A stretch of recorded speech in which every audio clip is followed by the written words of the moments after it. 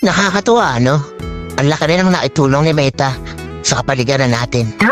Lalo na tuwing umaga, wala ka na halos makita ang mga chismosa na nakatumpok dyan sa labas ng bahay niyo. Halos bihira na nga rin silang tumumpok dyan eh. Paano kasi? Mas gugustuhin pa nila na mag-isip ng content para sa reels nila maghapon. Oo, ayaw na nila makipagchismisan o makitumpok dyan sa labas ng bahay niyo.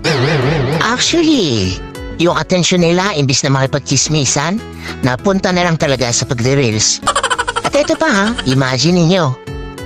Kung dati, bumibili lang ng mga lutong ulam yung mga yan, ngayon, sila na mismo ang nagluluto ng mga ulam.